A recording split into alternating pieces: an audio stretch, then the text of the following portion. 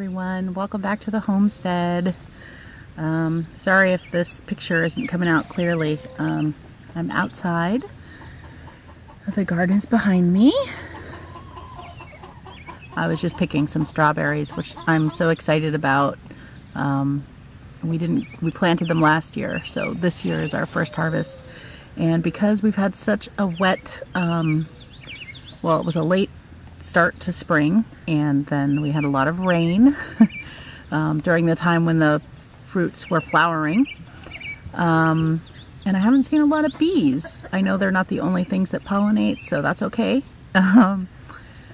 Let's see, so we're not getting as big of a crop of strawberries as I was hoping for, but I do have 1 gallon-sized bag frozen in the freezer already, and I've got probably another gallon-sized bag that I've picked this morning, so hopefully that'll be great. However, I probably won't get to do much canning, which is okay, but we have lots of rhubarb, so I was hoping to make some more strawberry rhubarb jam. Let's see, what else? We got a new farm tool, which I'm going to make a video on. I alluded to it in an Instagram post recently.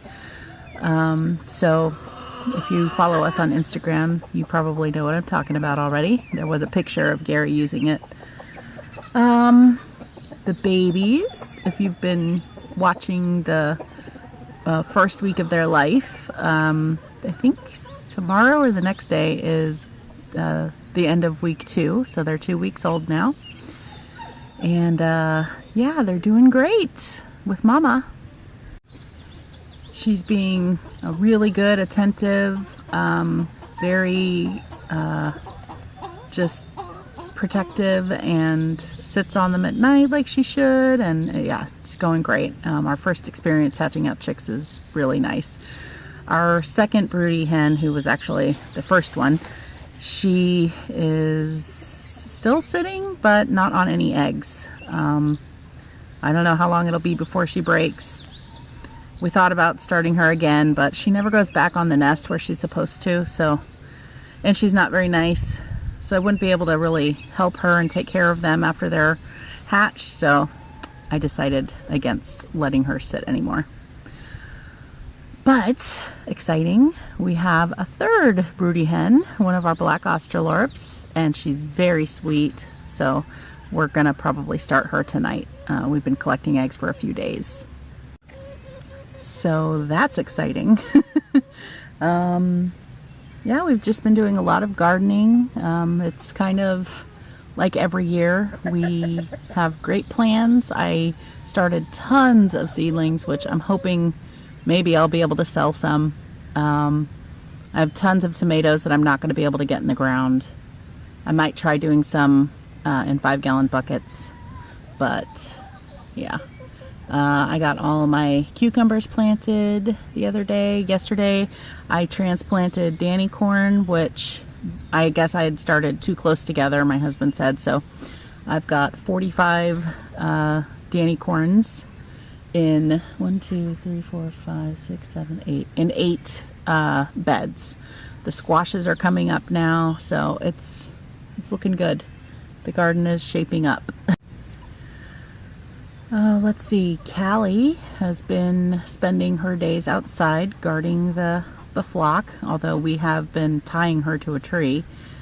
Just her mere presence, I think, is helping to deter a local fox that we've seen. And the, you know, whatever, big dogs and stuff. She barks so loud that she scares everybody. What else has been going on? Oh, so I went through my Grange ceremony. I'm now a full Grange member.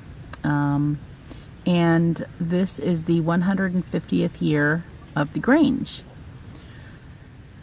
It's mostly in rural farm areas, but they also have, let's see, okay, so there are town Granges, then there are the county Granges, which you remember from your town or a town close to you. And then you can be a county and then a state or national Grange member. So right now I'm just the town, for my town. And one of the things I'm going to start doing is helping to promote the Grange and membership, because it's an organization that is dying. It's aging out. And I think I've talked about this before in a previous video. Sorry about that. Car went by. But I just want to say that if you are a homesteader, if you are maybe not very active member in your community, search out your local Grange. They can use you. They need your help to keep it alive. A lot of people are afraid of the ceremonial aspect of it, but don't be. It is not a big deal, really. So, let's see. What are other obstacles to joining the Grange? I guess involvement. A lot of people become members, but once they have gone through their member ceremony, the very first one, they don't really do anything else. They don't go to meetings. They're not actively involved. Our particular Grange has a lot of involvement in the county fair, because my town is the county seat, Franklin County in Maine. So our fair in September, we are there the whole week. We put up a big display with canned foods and produce, all from our gardens. So it's a big deal, and a lot of people are involved in that. However, I think that during my very short amount of time being in the Grange now, for about 6 months, I've been to every meeting. I participate.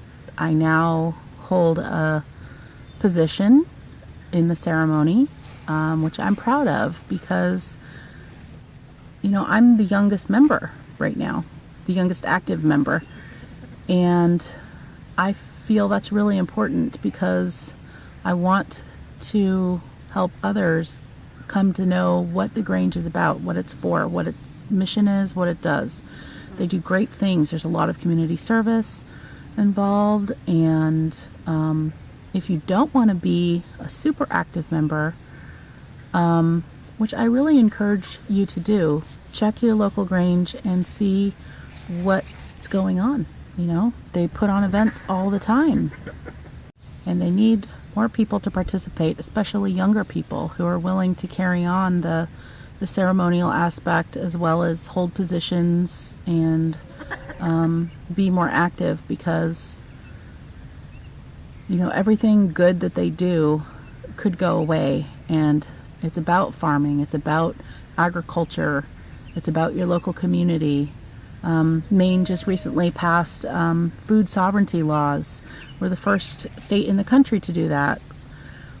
So we discussed what our role in that is going to be. How are we going to help write those new laws specifically for our town, for our members, for the people who are affected by what these laws could be? We need to know what they're going to be. So I volunteered to get that ball rolling and find out what kind of involvement we can have, what we can do to help write those laws, because they affect us. I am under no illusion that we are going to have total say over what these laws are going to be, but we need to be there. We need to host the debates, and we have the facility. We have a commercial kitchen, and we charge by the hour for use, or the half day or the full day. And these new laws can affect that. If people don't have to use a commercial kitchen to create their products anymore, depending on what the product is, we could lose money from that. I just really encourage you to check out what's going on in your area and see if you can be involved in some way, even if it's just volunteering to help them with a project or whatever they're doing in the community, or if they're hosting a dance or a play or whatever, be involved. Show them support. They really need it. If you don't think that they're doing anything for your community, you're wrong. They do a lot. They do a lot. Okay, so thank you for being here. I really appreciate it. And we'll see you next time. I'm Victoria from the Maine Homestead Project. From our homestead to yours. Have a great day. Bye. Thank you for being here with us on our homesteading journey. If you like what we're doing, please give us a thumbs up, subscribe, and click on the bell to be notified of our new movies. From Maine.Homestead.Project, I'm Victoria. And I'm Gary. From our homestead to yours, have a productive and beautiful day.